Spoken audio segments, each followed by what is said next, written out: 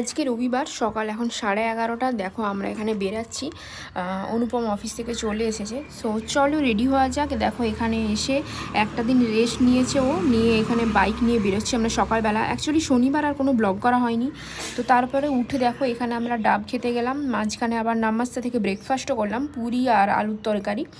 যেহেতু ও রেস্ট করছিল, আমারও আর কিছু ব্লগ শ্যুট করা হয়নি। তারপরে দেখো বাড়িতে এসে খেতে খেতে এখানে দেখতে বসেছিলাম ও রোমিও মুভিটা। তো আমার দারুণ লেগেছে। তোমরা কারা কারা দেখলে আর কেমন লাগলো কমেন্ট করতে ভুলো না প্লিজ।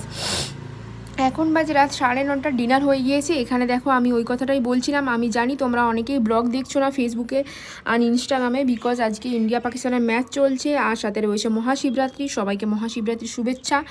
যারা বার করতে পারো তারা তো করো, আমি পারি না অতটাও, তাই জন্য বাড়িতে এমনি পুজো করে নিয়েছি। আর সেরকম কিছুই ব্লগ করা হয়নি, শ্যুট করা হয়নি মেনলি হচ্ছে কথা। আর যেহেতু ও এসেছে আর অনেক গল্প করছিলাম, আর অনেক জিনিসপত্র অফিস থেকে দিয়েছে সেগুলোর গল্পই করছিলাম আমরা। তো কী কী দিয়েছে সেটা পরে ব্লগে আসছে। আজকের মতো বাই, সবাই ভালো থাকো, টাটা।